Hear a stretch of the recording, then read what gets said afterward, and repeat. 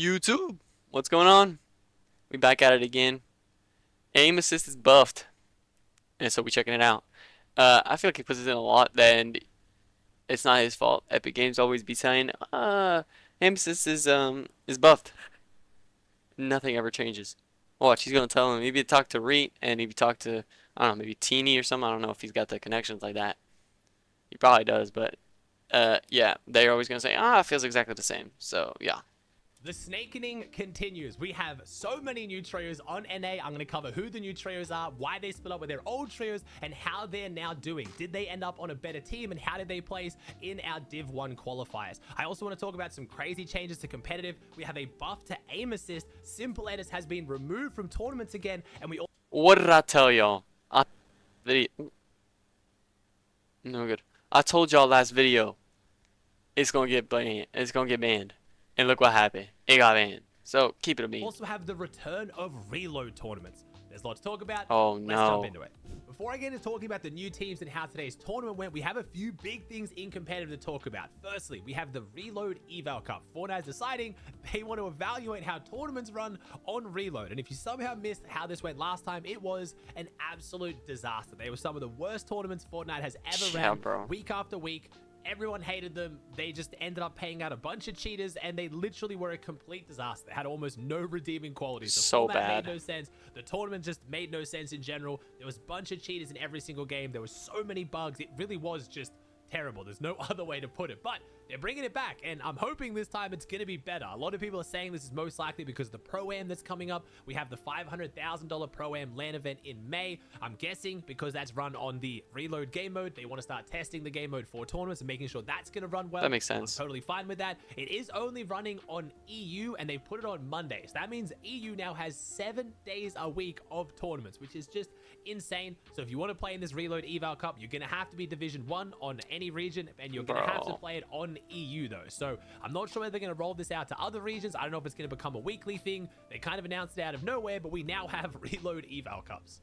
Next up, we have some big changes to the settings in competitive Fortnite, or just Fortnite in general. So first off, Simple Edit has been removed from tournaments again. Unfortunately, for those of you guys who are excited to jump in and play it, a lot of people are really excited for this. They were added into competitive, but I did warn you guys that there was no proper announcement. There was no blog post, nothing. So it did seem like it might just be a bug.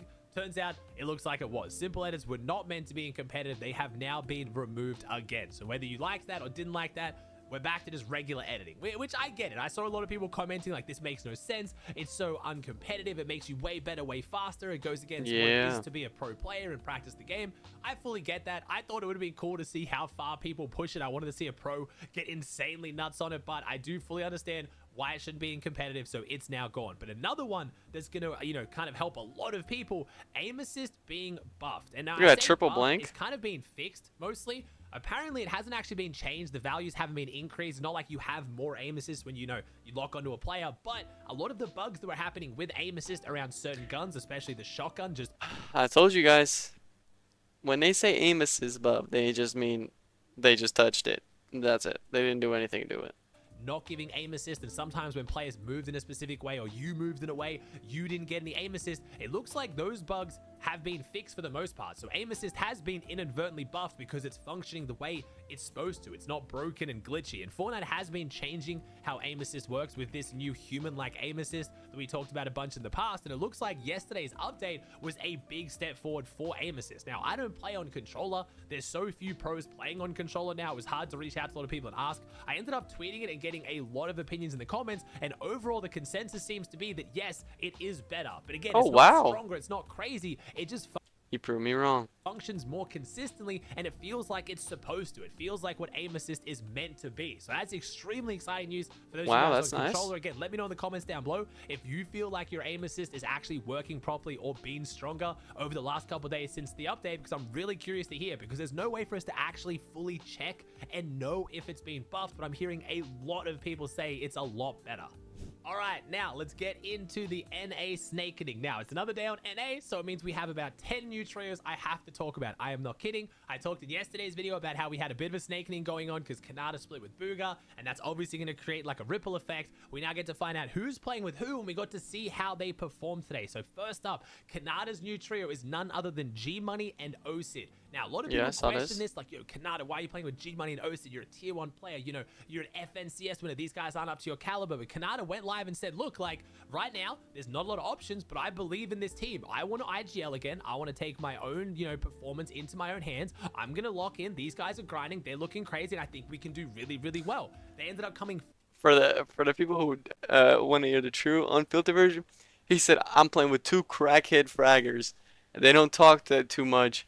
We're good. We're gonna win." That's what he said. 5th in the day 1 of Div 1 Open, so they are looking really solid. Top 5, first time ever playing together. G Money and Osid, if you guys don't know, are both ex-controller players who made the switch to mouse and keyboard at the start of Chapter 6. They've now played mouse and keyboard for, you know, this is their second season properly. They came top 15 in their They're first disgusting, grand last bro. season with Seek on mouse and keyboard. They ended up being contested by Skittles as well, and they still got a top 15.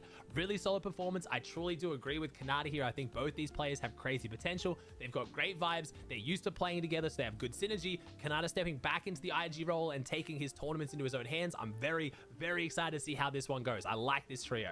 So that leaves the question, who is Booga and Threats with? Now, Threats we ended up seeing play with Rapid and Yapko, which means, yes, Bolt has been dropped. Talk about him in a second. Rapid, Yapko, and Threats are now playing together. They came 12th overall, so they showed a lot of promise, a lot of potential here. Wow, It okay. makes sense. All three of them don't make content. They don't really play with streamers. I think this is going to be a good team. Very underrated team, a very low-key team. I don't think they have, you know, a lot of, you know, chemistry in the past of playing with teammates or being in the same friend groups. I don't think we've ever actually seen these three play together outside of Rapid, Yapko, and Bolts. Is which started this Yapko season, so I'm interested to see whether they do EU? last, but a 12th Like place old EU? is a solid performance. That leaves Booga, who doesn't have a trio right now. Booga can't play finals this week, so he didn't lock in a proper trio. He did end up just playing with Webster and Freeze for some fun, so we'll have to wait until next week, I guess, to see who Booga's going to play with. But I do have one team I have eyes on for Booga to potentially slot into, and that is Aviv Skittles, but they picked up Bolts. So Aviv and Skittles are now playing with Bolts, and they came first in today's Open. But So they he played thinks. really well. Say So it. first place is an incredibly solid performance.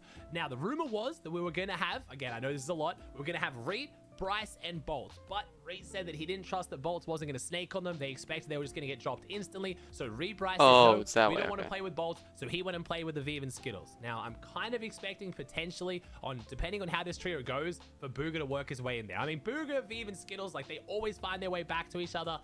People were saying that Aviv put himself on the Booga waitlist. He was literally not finding a proper trio because he knew something was going to happen between Booga Kanata, and he was going to go back with Booga. I don't know how true that is. That is insane. And now Booga's looking for a trio, and Aviv's not playing with him.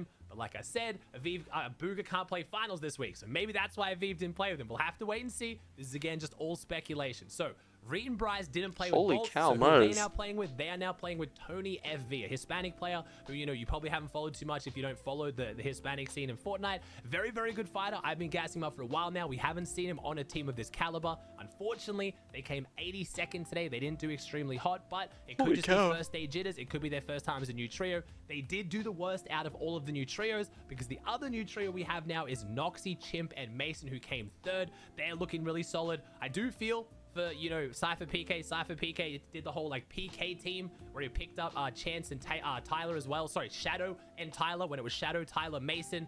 Now, Shadow, Tyler have gone back with Chance, back to their original trio. So, unfortunately, Mason is just Mason, PK, not in the Mason team now. So, I don't know if PK plans to pick up Curve to fill up his trio.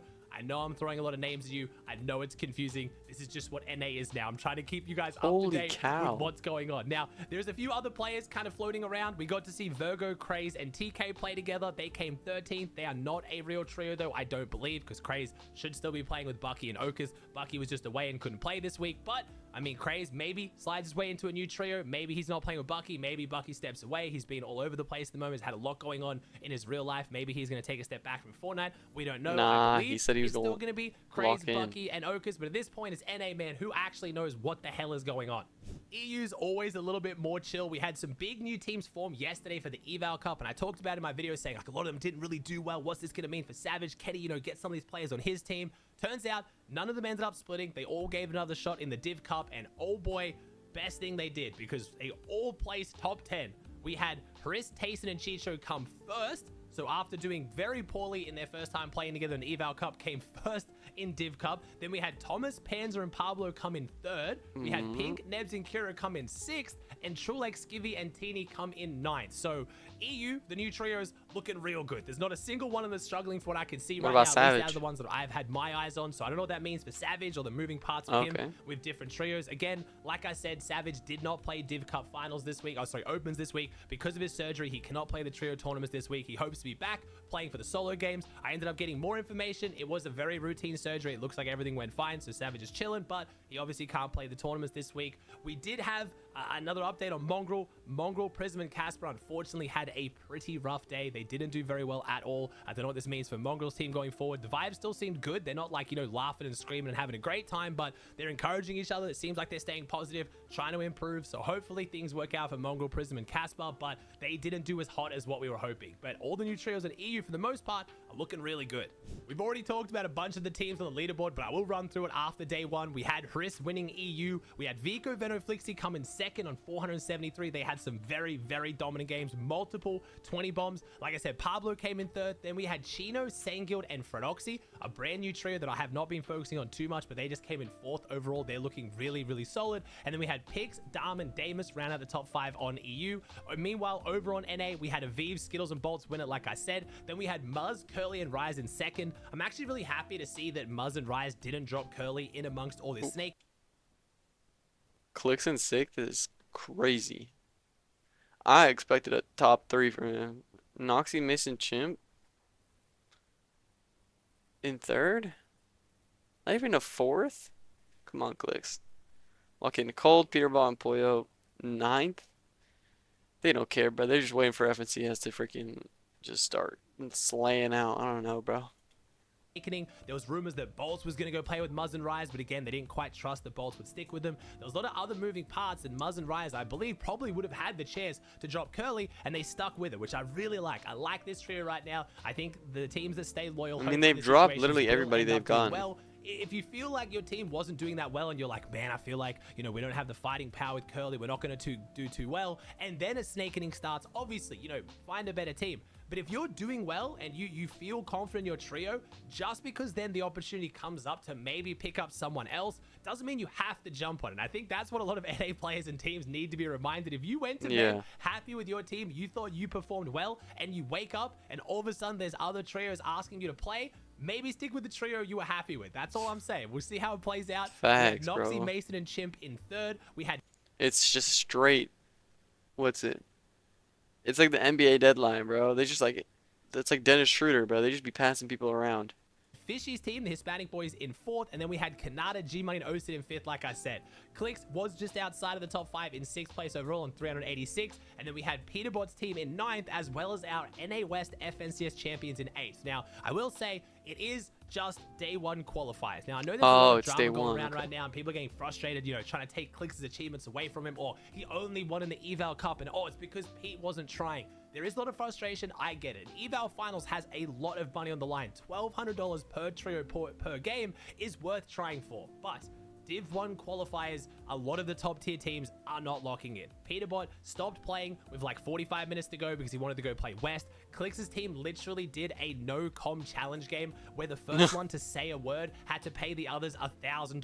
So they literally went an entire game without saying a single word to each other. So it's fair to say that in Div 1 qualifiers, a lot of these top tier teams know they're going to qualify. It's a 2-day final. They just don't lock in. They don't try like that, and they just play. So I wouldn't take too much of these performances. I think it's a great showing from the new trios. I think it shows they have potential, and I don't think it's a coincidence all the new trios are doing so well, because they're the ones who are trying so hard in these qualifiers because they have so much on the line. So we might not see the insane performance in finals from some of these teams we've just seen in opens. Don't be surprised if that happens, but I still want to point out their performance because it shows they do have the potential.